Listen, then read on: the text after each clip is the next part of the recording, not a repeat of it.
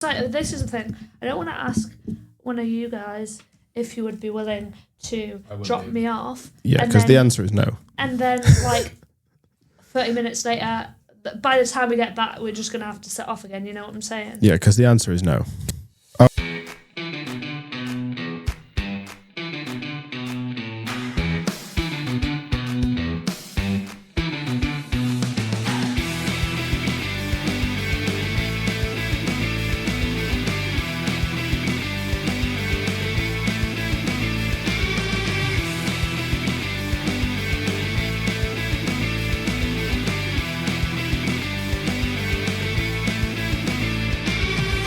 Very easy to be slightly defeatist and go, well, look, the season's wrapped up.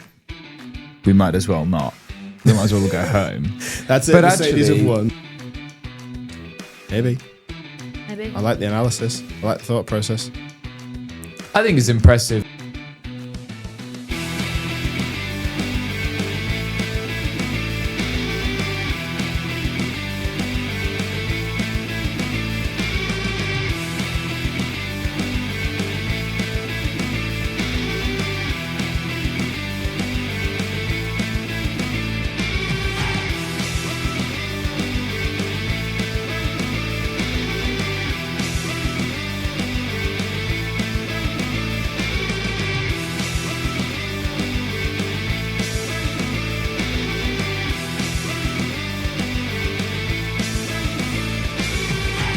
Hello, everybody, and welcome back to Ahead at the Apex. We are doing Formula One today. Kimi Antonelli became a Grand Prix race winner. Mercedes are absolutely dominating the championship. Big Fred is angry, but I'm here joined today by Tim and Katie, and we are here to talk about it all, aren't we, guys? Yep. Yes, sir. We are 2 races down into this season, Australia and China, and then what we'll talk about next week is that we're 2 races down on the season overall as a whole. And how do we all feel about things at the moment? I forgot to change my jumper. Okay. How do you feel about F1 things at the moment? I feel conflicted. Okay. I feel that the jury's still out. Right. From what we've seen so far, I think there's definite moments that are really encouraging. Yep. And I think there are definite moments that really set things up to not improve. Okay. Katie? I'm going to leave that cryptic. Nice. Hang. Well, we're talking about it next week. As a Lando Norris supporter, Are you okay? I've never felt so calm. Last year, there was obviously all the stress about, is he going to be WDC? This year, he's got no chance. Yeah. So I'm just not stressed. Lando left his car in Australia, by all he? accounts as well. Did so. he? So yeah. Zach will fly that back. I mean, No. As in, he didn't show up in Oh, his race car. his race car. Ah, yeah. He got stuck in Australia, so. I mean, he's been enjoying some golf at the moment, so he seems pretty chill. Yeah. But overall with the season, I think it's been exciting to start with. New regs obviously need a little bit of work, but compared to last year, I don't know. I'm enjoying the new regs, but obviously I'm relatively new to F1, so.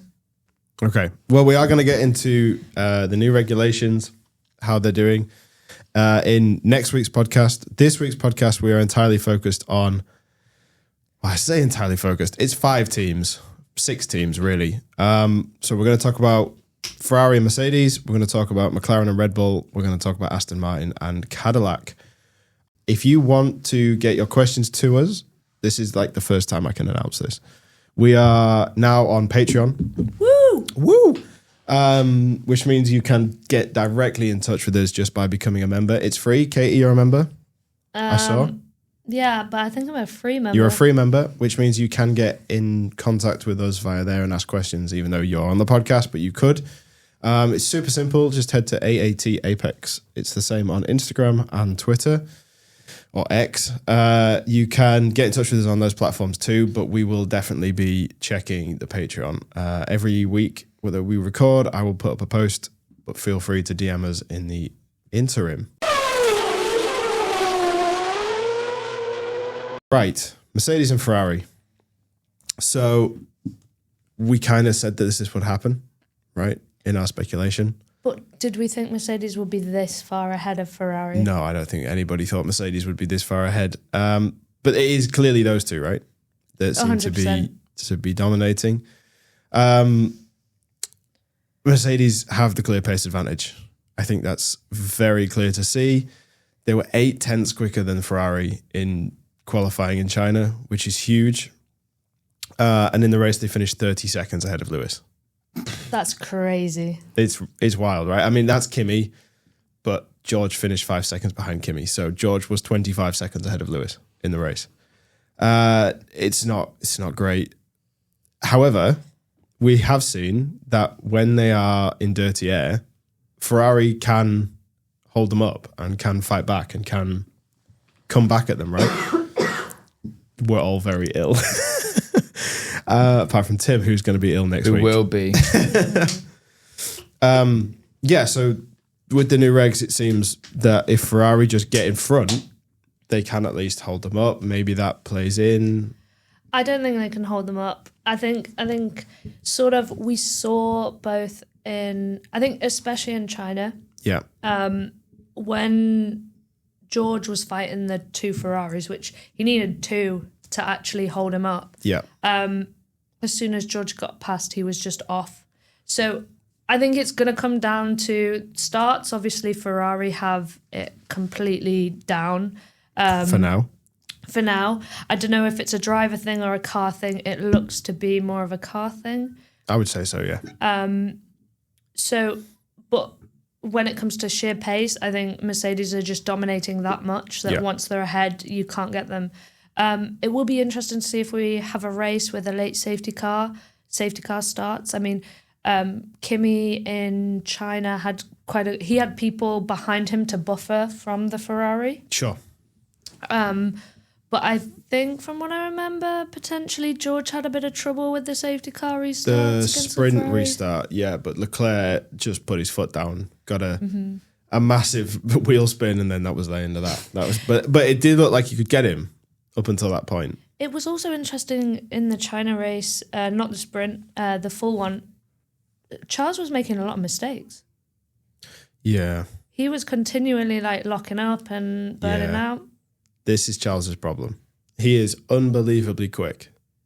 He's just not very consistent. That's the problem. Wolff and Russell have been clear, because obviously they're under a lot of media scrutiny right now, to say that their advantage is the chassis. There is some evidence to suggest that. I mean, there's the data that's come out from Turn 8 in China, where they're all at about 290 kph. But Russell is already 2/10 ahead, so Turn 8 is just after the tricky middle section bit, which would be a chassis advantage. But it's clear that down the straight, their deployment is phenomenal, right, Tim? This is the difference, and I think it's very easy to be slightly defeatist and go, well, look, the season's wrapped up. We might as well not. We might as well go home. That's it. Mercedes have won. But actually, I think they're, as you've just said, their advantage is on the straights. In the medium speed corners, Ferrari is 6/10 ahead of anyone else. Yeah, absolutely. So I think when you get to circuits like Hungary and even Singapore less so, but Monaco too, I think it's not going to be this clear cut. Well, even dare I say it, Japan, yeah, because you've only got the final sector that's really, really straight. But I think that fact, and then combined with Australia and China both being very high speed circuits, with rather few corners, despite the sector 1 in China is obviously quite windy, but beyond that, it's pretty much just a square. We were watching McLaren and Ferrari go purple in sector 1, and then George is on pole by 8/10. Exactly right. So I think the tracks have suited their advantage, and also their advantage is significant in that portion on the straights. Yeah. But it's not this whole, I don't know, I think we're still going to have some exciting fight. And I, to be honest, see potentially them not podiuming. Dare you say that? In those kinds of races. Because of that. And they are not particularly quick through those medium speed corners. Or even something like Kota. Yeah. I think would be quite a fiery one. I could see that. I mean, it's late in the season. We'll see how everyone develops. But Yeah. that would strike me as even Miami might be the first sort of time they get dethroned, or not dethroned, but might not demonstrate this clear advantage. Yeah, I could see that. Ferrari, as Katie just said, absolute monsters off the line. It is thanks to their small turbo. There's no shock there. I mean, Haas are the same. Even, dare I say it, Cadillac have had decent starts or average starts. But they have been super aggressive with upgrades already. We've had, they were going to bring the Macarena. Yeah, but they didn't because they didn't employ it for the whole weekend because of reliability issues. They thought Well, that Lewis Hamilton spin, right? So it closed a fraction of a second after the front wing, and that just caused front load, no rear load. Just car went round. I'm eager to see if it's as good as they claim. Yeah, me too. But also the halo winglets, right? The little flaps on the halo. They took them off. They took them off because the FIA are not sure whether it's legal. How can the FIA? How can you not how be can sure the if it's FIA be legal? not sure if that's legal? It just goes to highlight what we said previously about these regs being a nightmare. Ambiguous. Yeah, I want to talk about the Macarena ring because the Macarena wing. Because it seems very slow. Like when you look at other wings, they open pretty quickly, shut pretty quickly. Yeah. But the actual spinning, it seems really slow, and I don't know if that would hinder them or. So it has to be done in 0.4 seconds. Yeah, when you look at the videos, it does not look. No, but Before. the question becomes, so with DRS last year and every year since 2011, the goal was for DRS to shut as quickly as possible because then you can brake as late as possible, right? Because that rear wing closing gives you extra drag. With these regs, the braking zone is so long because by the time you start super clipping and coasting into a corner, you don't need it to be instant. In fact, if anything, you kind of want it to be slower so that you maintain that higher speed for longer.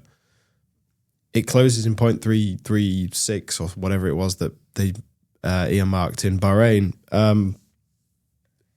I think it's okay. I think it's just a visual. It doesn't look right because you're so used to seeing the wing close really quickly. I've heard it's going to Japan, but I don't see how that's the right circuit for it. No. I'm expecting a Jack Doohan crash. Yeah. At turn one if they do, because that's the only DRS zone. Oh no, because it's not DRS anymore. Right, so we do have some questions to tackle. These were entirely written by me. We don't have any coming in about this topic yet. But do we think that Ferrari have left points on the table in the first two races? So where was it? In the first race, where did they come again? They've 3-4. 3-4 every time. In both Grand Prix and 2-3 in the sprint. Okay. Because Antonelli had a penalty. I wanted to see in the first race, Australia, I wanted to see them do different strategies at the safety car. Yeah. I think if they'd done different strategies, then they could have worked together to at least gain some points. Sure. Because it does seem, from what we've seen, that they have to work together in order to sort of beat the Mercedes. Yeah. Yeah. So is that yes? You think they've left points on the table? Yeah. You think a 2-4 or a 2-3 would be possible? Yep. I don't think they could have won. I think George leaps had and bounds in Australia. Kimmy's still young. He put him under some pressure. I think he's going to crack. Yeah. I think that where they left points was China sprint. I think Leclerc could have had him in the race. But that's 1 point. In Australia, Leclerc was 15 and a half seconds behind Kimi. Yeah, but they and Lewis messed was up, 16 right? seconds It should have been 5. They messed up with the safety car. They lost 10 seconds with a safety car pit stop versus a non-safety car pit stop.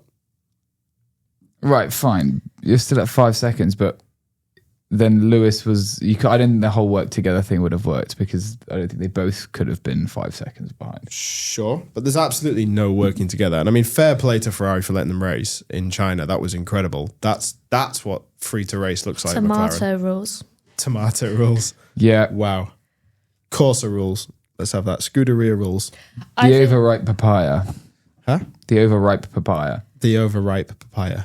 at some point, I think the overripe papaya rules are gonna come and bite them in the butt. I think at some point we'll have a crash between the two drivers. Yeah, we said that about Leclerc and Sainz, though. True. Okay. Can we just shout Ollie Behrman out? Yes. 5th in the standings. Top of the power rankings as well. We're Yeah. He's my beating number 1. Absolutely thrashing. He's my second driver this year. Well, he's not in papaya. Yeah, when I'm not supporting Norris, I like to see Ollie do well. He's done well. Right. So Tim thinks no. Katie thinks yes. I think yes. Right. Next one. Can Mercedes be caught, or are they currently cruising for reliability? What do we think? What do you mean cruising for reliability? I think they can be caught, and I think they are cruising for reliability. So both. Yeah. You think so? What I'm saying there, Katie, is do you think Mercedes have dialed their engine back a little bit for the sake of finishing the race because they know they're so far ahead of everybody? Oh, 100%. The way Toto smiles at the camera now, I think he's got something in the locker. And he knows it. He's given that meme about the girl who's just set the house on fire. Yeah. Yeah. I think that they will get caught at some point and then they'll just turn it off or they'll turn it up. The irony that they've taken away Ferrari's little halo wing, it's like, wow, okay. But like they're still a second a lap slower. Yeah. So like, why? Yeah. Who cares? Will there be a track where the two can be equal? Yeah. Suzuka? Miami? Something like that? Where there's a straight, but it's not the... I don't think Miami. I go back on my point. I think the final straight is huge, and also the curved straight from 1 to 2. Yep. Is also pretty big. So maybe not Miami. Yeah. I think Hungary. Yeah. For sure. If we had Imola, maybe Imola, but we don't. Mm-hmm. Mm-hmm. Well, they were thinking they might do it, and if the well, now that they've cancelled the 2 races, and if they can't rearrange them, yeah. Potentially Canada. I don't think Mercedes have their tyre advantage thing anymore. Yeah, but About the Canada's cold tyres. straight. Yeah, Canada's only very straight. only in the back straight and the main straight. Like the rest of it is medium speed corners. Point and squirt. I don't think so. I don't think so. But I think there's a few. I think it is pretty clear. I think it is pretty wrapped up. But I think there will be a few weekends that might throw. Okay. And I think I know the answer to this one, but will there be a track where Ferrari will be the dominant force? I think so. I cannot see Mercedes being better than them in Monaco. Yeah, I thought Monaco too. There's just no way. Monaco will be an interesting race. I mean, I'd like to think that now the cars are smaller, we can have a few more overtakes, and now they've got rid of that stupid rule that they brought in last year. But Yeah. I think the boosting would definitely will, or gives it more of a chance. What, Monaco? Yeah. Yeah, maybe.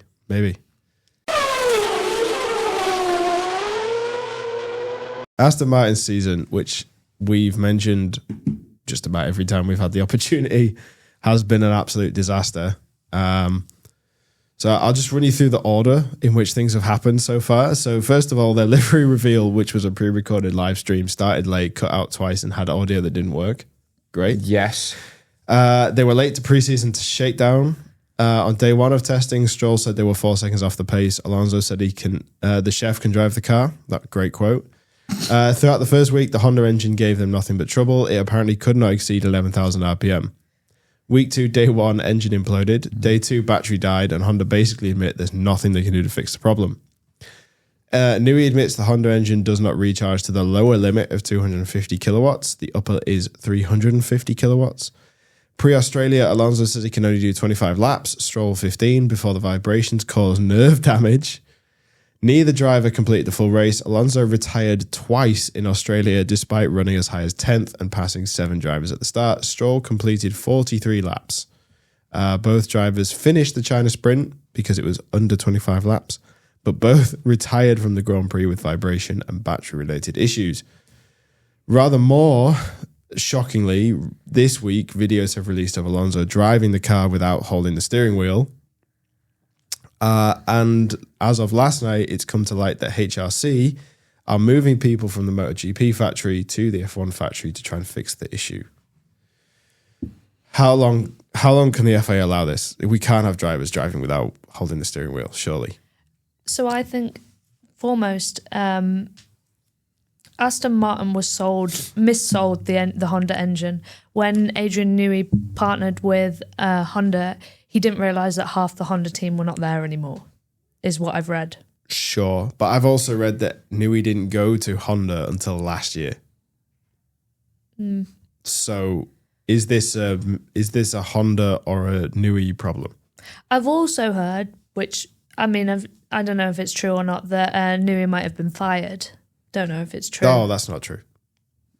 There's no way he's been fired. He might not be team principal for very long, but he's not been fired. What's the thing? Because obviously it's so the Honda engine is just bad, and it's probably not gonna improve. Are Aston allowed to change engine suppliers mid-season? No. Speak to McLaren from 2015 onwards about how bad that went for them. No, they can't. They can't switch. They signed what's called a Concord agreement for the next 6 years. So they have to have this engine for the next 6 years. Correct. But I feel like Honda have maybe broken that agreement. You sign the agreement, you're expecting a good engine. They give you something that's terrible. Yeah. That I don't know what to tell you, K-Dog. I think it's like consumer rights. Consumer rights. Yeah, I don't know what to tell you. The only way that Honda can pull out is by paying a huge amount of money to the FIA. What's causing the vibration? The engine. Is it the engine, or is it just a lack of dampening, a lack of... The engine is it a chassis issue? The engine is connected directly into the car and it's causing vibrations. That's as far... That's my knowledge as of far as we know. Top secret Ferrari, a top secret F1 project such as this. That's my understanding of it. Now, obviously, all of these engines are connected into the chassis because that's how it works. But in what way, I don't know. But you're right. Is it an Adrian Newey thing or is it a Honda thing that's causing these vibrations? I don't know. Yeah. Is it the chassis not dampening enough? Is it whatever else? Maybe. Either way, they're going to point fingers at each other. Of course. And the result is you see Alonso driving down the Chinese Grand Prix straight like this with his hands, not holding the wheel. Which is bonkers. At 200 and something kilometers an hour. So, yeah, I suspect that will be banned and the FIA will implement some sort of rule that says that drivers have to at least have one hand on the steering wheel. But what counts as a hand? A pinky? I don't know, but I mean, he was in control. Look, he was in control with no cars around him, and he's in control. But I think this is it. I mean, what can they do? Your question is, how long can the FIA allow this? I mean, what can they do? Realistically, ban him. Just be like, nah, you're not allowed. Points on his race license till he gets a race ban. I get the whole the driver stuff. You can do the driver stuff. But from a car point of view, if you just penalise the driver for that, then does that solve the problem beyond them just saying, right, well, we're not going to race then? It doesn't really solve the problem. So they have to race because otherwise they don't get their race fees. It's not quite how it works anymore, but in the old days, you'd get paid for turning up to the race, right? But how many laps do you have to do? They could just do the formation lap and retire the car. Well, this is the thing. Like, I don't understand why they're even trying. Because I guess they're getting more data, aren't they? Yeah, but so do 25 laps. Do the 25 laps and then stop the car. If that's what it is. Alonso does not want to stop that car. No, I get you, but I just we can't have one of the most prolific teams in the sport because of Alonso, Newey, whether you like him or dislike him, Stroll as a whole, Honda with all the speculation and media attention that they're currently drawing in, plus Aston Martin being this huge brand. We can't have that team racing around with drivers not holding the steering wheel. It's not okay. On Fernando, he has said multiple times he'll retire when the car is good, but do we think he'll retire because the car is so bad? Well, his contract runs out at the end of the year. Same with allegedly Lance Stroll, but we know the situation with that. I don't know. Hasn't he just had a kid? Whatever do you mean? Hasn't he just had a kid? So maybe he'd want to retire. Has he had a kid? What? I swear he did. What? I swear he did. What? There's Or no way. he hasn't. Or maybe his partner's pregnant. No. Fernando Alonso, Formula One driver linked to Taylor Swift, welcomes first child. Look, this is the Daily Mail, so we know it's a reliable source. That's heavy.com.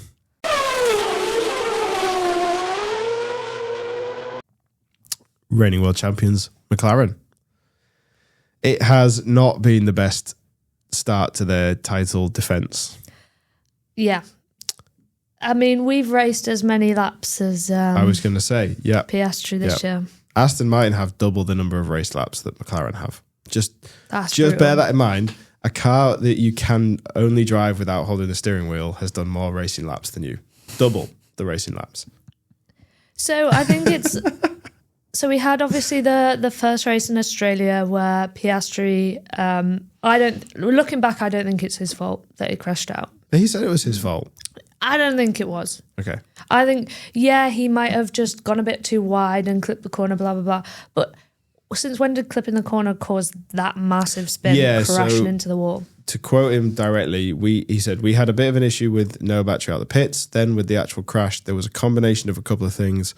There was a large element of just me with cold tyres, clipped the exit curb, but I also had 100 kilowatts more power than expected. That was what he said. That's a lot. So he spiked. So he spiked. He just spiked. Fine. So I don't think it was his fault. So it's it's really unlucky for him. It's his home Grand Prix, and you know. Well, that's why it happened, right? Because he's Australian at the Australian Grand Prix. Yeah. They can't have nice I things. think Norris, that race, where did he come? I think he came fifth. Yeah. He was just sort of on his own. He was there was no threat from behind. Well, no, He actually. had Max Verstappen behind him for like 10 laps. For at a the bit, end. but then towards the end, Max just dropped off. Yeah. There was no way he was catching the Ferraris. No. He was 52 seconds behind them. Jesus. Behind the Ferraris? Or behind the leader? Behind the Ferraris? No. Behind the Russell. leader. This is confusing. 35 seconds behind the Ferraris. So the Ferraris finished 6/10 apart. Yeah. And then we had the sprint race where he came fourth. I mean, he would have become fifth if Kimi hadn't got his penalty. Yep. Again, from what I remember, just not really anything ahead, not really anything behind. Nope. And then we obviously had the double did not start. Yeah, well, that's papaya rules. It's fairness. What sort of worries me is the fact that it was two completely different reasons. Two different reasons with the same Mercedes component is what they're saying. Yeah. Do you think Mercedes pressed their big do not start button? I don't know, but so what did Stella say? I have it here. Both cars failed to make it to start the Chinese Grand Prix. Before the race, there was an issue with Lando's car and a different issue occurred with Piastri's car. Both failed to start the race. It appears that the issues were two different failures on the same component. And Stella said, this is an area of the car which is not under McLaren's control. So we rely entirely on what is reported by HBP, which is Mercedes power unit stuff, high performance power unit, that's what it's called. And we trust their report completely. I think, yeah. I don't know. I think this is, at least you can answer this. I think this is the first year that no one actually cares about how the WDC champion is going. Yeah, I've seen this going around. He's won it. I don't think he's hungry to win anymore. I think he just wanted the one, and it was like that is the sign of someone that is passionate about their sport. But like even Button, I can remember watching the 2010 highlights, the Australian Grand Prix highlights, just before. I think it was 2010 that they released the highlights of, and I can remember even the commentators being like, and there is the world champion defending his crown. I have not heard those words. I have not heard Lando Norris and world champion on the commentary.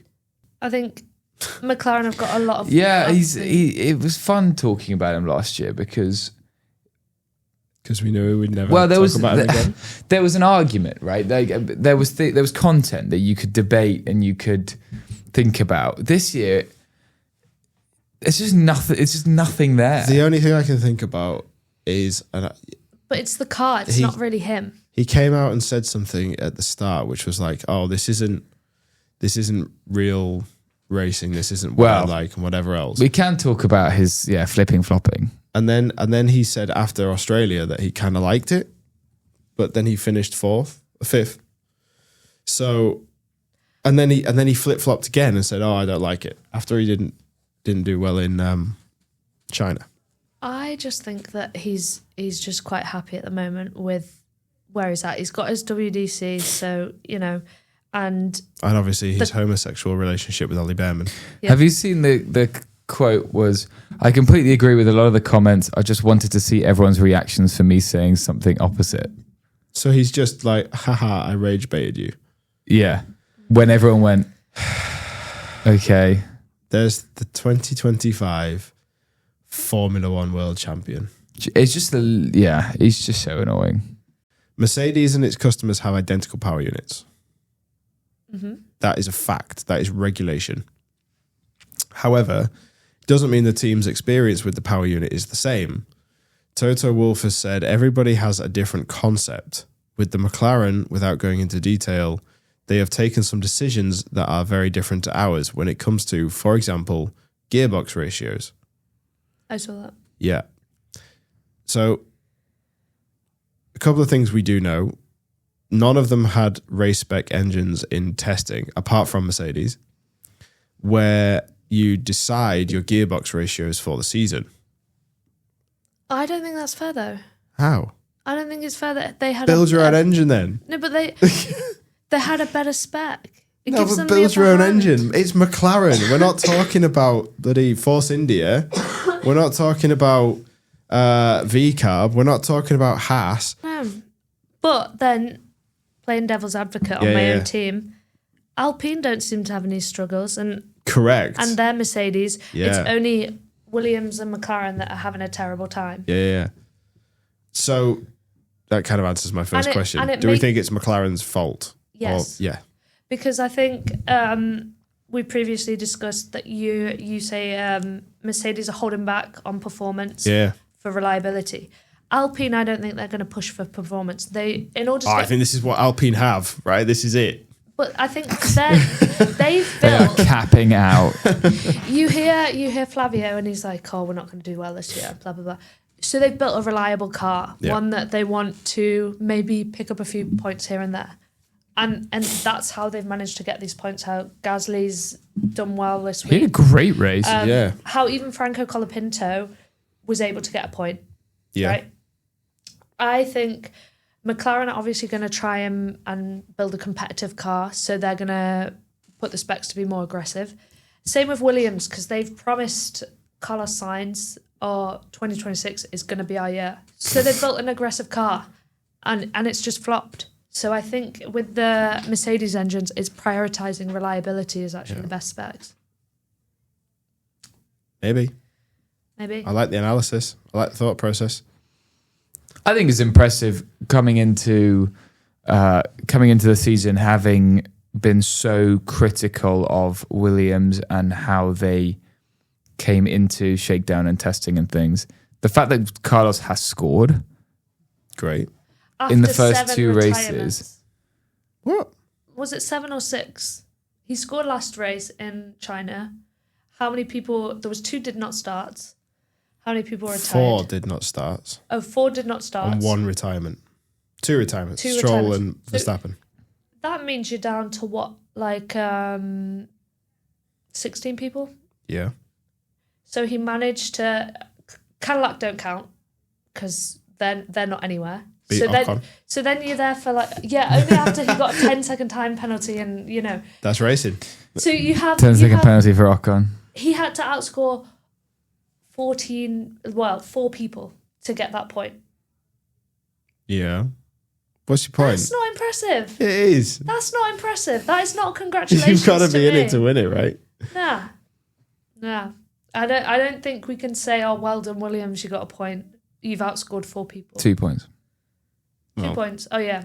They scored more points in China than McLaren. But I think if Colapinto That's hadn't not been true, crashed because into, I McLaren think it would have finished been the 1 point. I think Colapinto would have beaten Sainz if he wasn't crashed into. Currently 12 points from the first 2 races. Their star driver is kicking up a fuss in the media. Problems largely around reliability, but they have been as far off the pace as McLaren. So I go back to my previous point with the Mercedes engine. You've got two cars for the Red Bull engine. Yeah. You've got Racing Bulls and you've got Red Bull. Yep. Racing Bulls, they're going to obviously want a more reliable car. Yep. It's not going to be aggressive. Whereas Red Bull, you're going to want to have an aggressive car. Aggressive car seems to be doing worse than the Racing Bulls car. Yeah, I don't necessarily think their problem is engine pace. I think a lot of their problem is chassis, which is good because that is something that they can work on. I saw that they're very overweight. Yes. Yes. Not Max and not Hasha. Wow. Yes, they are mildly overweight, but who isn't? I think describing a car as overweight is so funny. It's heavy. Yeah. It's heavy. Yeah, it is heavy. And they have lots to bring to the table aero-wise. But we called this last year in that they were developing late into last season. Yep. Knowing that they were going to sacrifice the first few races. And I think Max knows this. It's just that Max is like, I don't like these regs, so I'm just going to continue to kick up a fuss. I think he just likes to hate, as we all do, which is fair enough. Are they in a rut, do we think? Or can they get... No, I think Hadjar was running well in Australia. His car blew up. Yeah. So I just think it's, it's their first internal engine. Yep. There's going to be teething problems, and I think we're just seeing teething problems. I don't think it's that much to worry about right now. Will Hajar be able to keep up with Max once they've sorted these problems out? No. And will it be like a return of Perez? I don't think we're ever going to get a return of the Perez problem.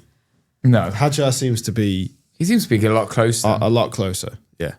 But also, I think even if Hadjar does leave or does have issues, Lawson is now at a level of experience where he could come back. And also Gasly. I don't see Gasly coming back, but... No way. Yeah, Gasly's an interesting one. I mean, what the hell is going to happen to the rest of his career? Yeah, he's stuck at Alpine. Because where else is he going to go? Really? He's got, yeah. I mean, you've got, let's see what teams you've got. You've got Haas. He could move. He's not going to go to Haas. He's not going to probably go to Racing Bulls. I think he's completely left the Red Bull program. Just out. So now you're saying, okay, he's not going to go Mercedes. He's not going to go Ferrari. Mercedes if Russell leaves? Probably not. No. They'd probably take Sainz or Albon. Or potentially Oscar, if Oscar wants to leave McLaren. Well, he has to start a race first. I think his best bet is to go in at Haas And for the Ferrari move, but I don't think he'll get it. That's Behrman's now, though. Yeah, surely. exactly. So I don't really see it. Lewis will retire at some point, and I think Behrman just has to not be terrible till then. So Japan, as of date of recording, will be next weekend. Yep. I think it will be George, Kimi, Leclerc. Excellent. Surprise will be Piastri to start a lap. Yep. I'll give you that lap. one. If Piastri starts a race, I'll give you bigger surprise. I will be shocked. And what was the other one? Best team? Mercedes. Worst team? Cadillac. Yeah. I think it's all very predictable at the moment, which is fine. Biggest disappointment? Katie. Get wrecked. I think you should do best team if you disregard Mercedes, and Ferrari? worst team. Ferrari. If you disregard Cadillac, who's going to be the worst team? Aston Aston Martin. Martin. and Aston Martin, let's say. Williams. Yeah, probably. How many retirees and slash did not start? So 3 did not start. That's what you're going to have for Japan? Yep. I think 1 Red Bull, 1 Aston Martin, and 1 VCAB. I think Lando Norris is going to win the race Bold. because he is the world champion, so therefore he's the best. Do you think for qualies we'll have the top 4 being both Mercedes, both Ferrari, or do you think it'll be split? No, I think it'll be split. Ah. I think George Russell from Leclerc, Antonelli from Hamilton. I think Piastri's going to split. He's going to be within the top 4. Whoa. That's what I'm thinking. Worse. Am I slowly becoming a Piastri supporter? Welcome to a new world. It's a brave new world out there. I think Lando Norris will say something dumb. Classic. When doesn't he? Right, we're going to end it there. We're going to end this week there. We will be back next week with some comments about the new regs. Obviously, next week's podcast, the Japanese Grand Prix will have already happened, but we'll just muddle through. We will. All that's left to say is thanks for listening and go and get involved on Patreon. We want Yes. that to go up. It's completely free to get involved. So Yeah, there's we just want absolutely to no excuse. chit chat. Yeah. Thanks to Katie for joining us this week. Welcome Thanks for back. having me. Bow, bow, bow, bow. Oh, Oh, that'll do. that was the wrong button. They go on for a while though, to be honest. There we go. And we'll see you next week. Bye. Peace, peace, peace.